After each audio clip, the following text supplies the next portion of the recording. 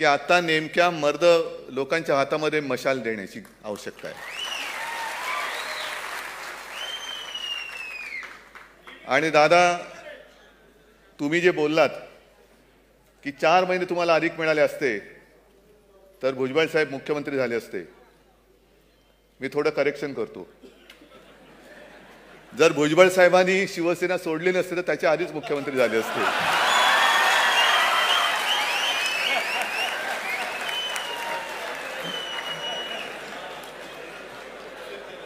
आणि सरकार वाचवण्यामध्ये ते किती वाकबगार आहेत हे मला आत्ता तुम्ही सांगताय, तेव्हा सांगायला पाहिजे तुम्ही.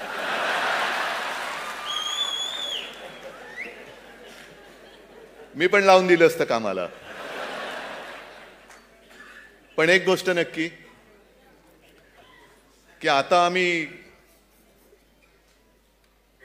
धक्काप्रूफ झालेलो आहोत. म्हणजे असं म्हणतात की जपानला जर एखाद दिवशी भूकंप नाही झाला तर लोक जरा परेशान होतात की आज काय भाई भूचल नाही हुआ. पण पहिला आणि मोठा जो धक्का बसला आम्हाला कुटुंबियांना मानसिक, तो भुजबळ साहेब आपण जेव्हा शिवसेना सोडली त्यावेळेला. म्हणजे मला बसला धक्का, बाळासाहेबांना बसला. आम्ही तर आत्तापासून ते किती वर्ष वजा करा त्या वयाचे होतो. आणि ते म्हणजे आपला एक कुटुंबातला माणूस आपल्याला सोडून जाऊ कसा शकतो हाच एक मोठा धक्का होता. राग वगैरे हा नंतरचा भाग, ते राजकारणाचा भाग झाला. पण आपला माणूस हा जाऊ शकतो हा एक मोठा धक्का होता. आणि तो त्यातून सावरताना मानसिकदृष्ट्या नाही म्हटलं तरी आम्हाला खूप वेळ लागला. एक गोष्ट आणखीन चांगली केली की तुम्ही बाळासाहेब असतानाच हे सगळं मिटवून टाकलं. घरी आलात, बाळासाहेबांनी तुमचं स्वागत केलं. मग ते आपलं जो काही वैरभाव हा शब्द जरा फार टोकाचा झाला, पण मतभेद होते ते मिटवून टाकले, ते फार चांगलं झालं. फक्त त्यावेळेला एकच कमी राहिली, जर मा असती तर आणखीन बरं झालं असतं. ठीक आहे, ह्या गोष्टी काही आपण ठरवून होत नसतात. 75 वर्ष पूर्ण करून पुढे जात असताना जेव्हा आपण मागे बघतो, प्रत्येकाचंच वय हे वाढत असतं. म्हणजे बाळासाहेब सांगायचे, माझे आजोबा सांगायचे की वयाने माणूस मोठा होत असतो, पण तो ज्या क्षणी विचाराने थकतो त्या क्षणी तो वृद्ध होतो. आणि म्हणून तुम्ही काय फारुख साहेब काय आजही तुमचं वय तुम्ही मानायला तयार नाही आहात. कोण 75 आहे ते म्हणतात मी अजून 75 नाही, अजूनही काय 16वं वरीस लागले की नाही कल्पना नाही अजून. पण याची तरुण मनाची, आणि नुसती तरुण मन असून चालत नाही, त्या तरुण मनामध्ये एक ईर्ष्या असावी लागते, जिद्द असावी लागते. मगाशी पुस्तक प्रकाशन करताना तुम्ही, मला माहित नाही तुम्ही शिवसैनिक आहात, त्यांनी सांगितलं की 2 नायक, एका बाजूला शिवसेना प्रमुख, एका बाजूला पवार साहेब. आणि हेच खरं मोठं काम असतं आणि मोठं भाग्यही आहे की आयुष्यामध्ये 2 उत्तुंग व्यक्तिमत्व मार्गदर्शक म्हणून त्यांना मिळाली, लाभली. असं भाग्य फार क्वचित लोकांच्या आयुष्यात येतं. पण या दोन्ही नायकांच्या त्यांनी दुरुपयोग कधी केला नाही आणि त्यांच्याकडनं जे पाहिजे ते घेऊन स्वतःची वाटचाल त्यांनी स्वतः ठरवली. म्हणून आणि म्हणूनच आज 75व्या वर्षी सुद्धा भुजबळ साहेब तुम्ही तरुण आहात.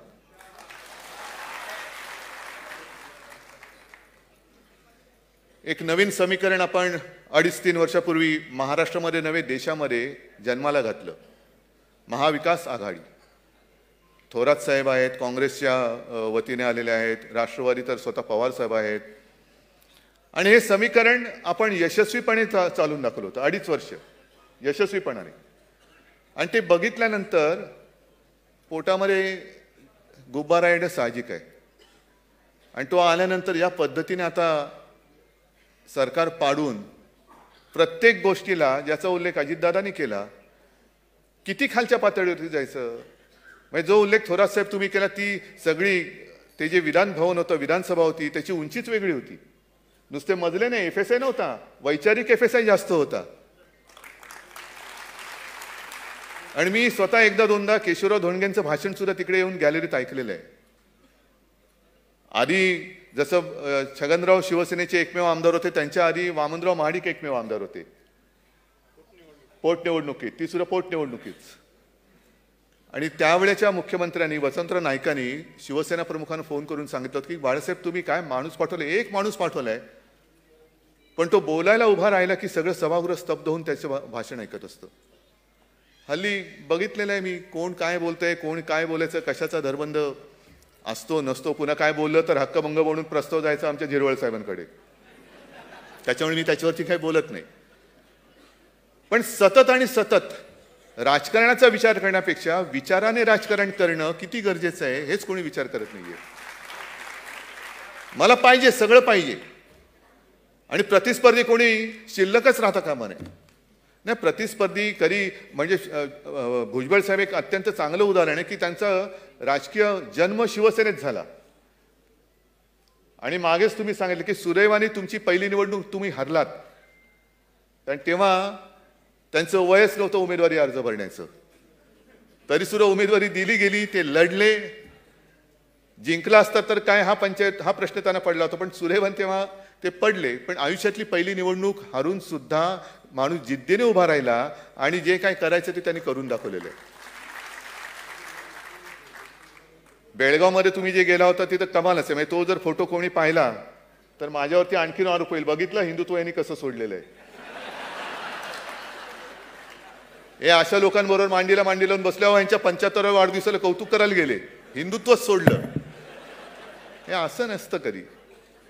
एक आत्ता सुद्धा मी थोडंसं बोलून म्हणजे शुभेच्छा देऊन मी निघणार आहे, कारण मगाशी जे अजितदादांनी सांगितलं की कोर्टात प्रत्येक गोष्ट आपल्याला कोर्टात जावं लागते, मैदान मिळालं पाहिजे, कोर्टामध्ये जा. अरे हिम्मत असेल तर मैदानात या ना तुम्ही.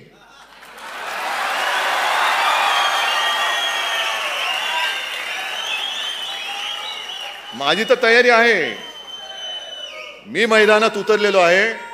आम्हाला मैदान कसं मिळणार नाही ह्याच्यापेक्षा मैदान दोघांनी मिळून एकत्र या, एका व्यासपीठावरती येऊ, एका मैदानात येऊ आणि होऊन जाऊ दे काय व्हायचं ते. मी आल्या फारुख साहेब भेटले, तशी माझी काही गाठभेट होत नाही, कारण एकतर वयाचं अंतर आहे आणि महाराष्ट्र ते काश्मीरचं अंतर पण खूप मोठं आहे. पण बाळासाहेब आणि त्यांची एक चांगली मैत्री होती आणि आल्या मला म्हणाले की अजिबात घाबरू नकोस, लढ, वडिलांसारखा लढ.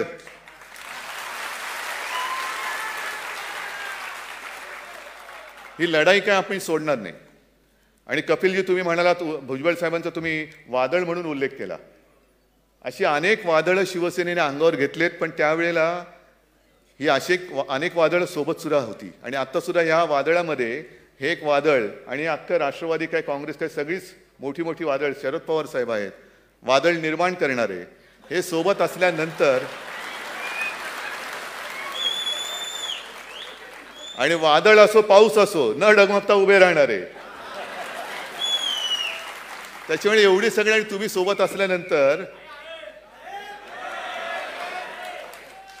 मी तर लढाईच्या क्षणाचीच वाट बघतोय.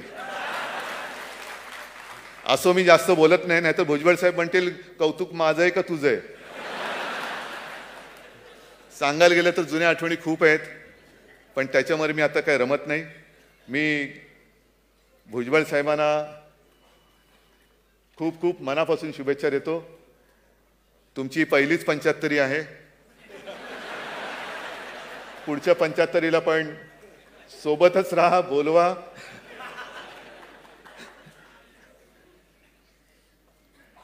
आणखीन काय बोलू मी.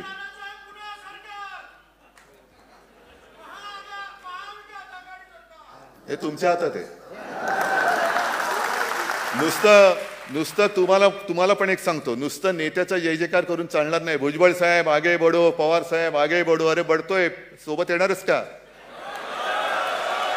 नाही तर घोषणा दिल्यानंतर आम्ही आगे बढणार आणि पाठी वळल्यानंतर कोणीच नाही, तर तसं नाही चालणार.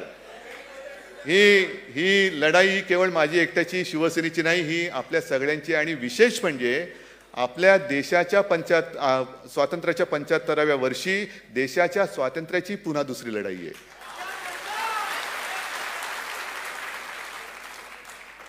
आणि त्याच्यासाठी ही जी एक नुसती निशाणी म्हणून नाही, तर विचारांची धगधगती मशाल आहे, ती घेण्यासाठी मला खरंच मनापासून समाधान आहे, आनंद आहे की शिवसेना प्रमुखांचा जुना साथी सोबती परत राष्ट्रवादीच्या माध्यमातून का होईना, प्रफुल्लजी गडबड करत नाही मी, राष्ट्रवादीच्या म्हणजे जाताना एकटे गेले, येताना अख्खी राष्ट्रवादी सोबत घेऊन आले.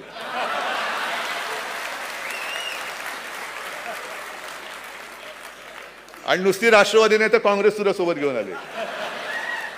तर अशा या आमच्या छगनरावांना खूप खूप उदंड निरोगी दीर्घ आयुरायुष्य लाभो अशी मी ईश्वरचरणी आणि शिवचरणी प्रार्थना करतो.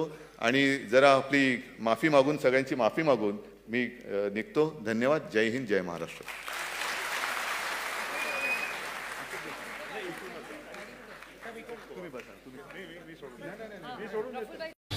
नांदेड़ शहर में कम कीमत में लेडीज़ के लिए बेहतरीन शॉपिंग का वाहिद मरकज़ क्वींस 2 बाबर पेट्रोल पंप के करीब नांदेड़. क्वींस 2 में लेडीज़ के लिए खुशखबरी. अब लेडीज़ को इम्पोर्टेंट मलबूसात के लिए बैरून ममालिक जाने की ज़रूरत नहीं. एक ही छत के नीचे दुबई के बुरक़े, बेडशीट, पायदान, तावेल, सोफ़ा कुशन कवर, लेडीज़ के लिए अंडरगारमेंट्स के अलावा लेडीज़ के लिए लगने वाली तमाम अशिया मौजूद है, वो भी निहायत ही कम कीमतों पर. एक बार ज़रूर तशरीफ़ लाए. क्वींस 2 बुरखा and undergarments, Babar petrol pump के करीब नांदेड़. प्रोपराइटर मोहम्मद आमिर. हमारे पास बुरखे है, बाहर के पैटर्न के टोटल बुरखे है, एक नए नए अबायाज है और स्कार्फ्स है और अंडरगारमेंट्स है, बिस्तर सेट है, शादियों के लिए बिस्तर सेट है. यहाँ पे हर चीज़ देखने के लिए नहीं मिलेंगी आपको. यहाँ पे जो बुरखे है हमारे पास वो आपको कहीं पे नहीं मिलेंगे वैसे देखने के, उस टाइप के है हमारे पास हर चीज़.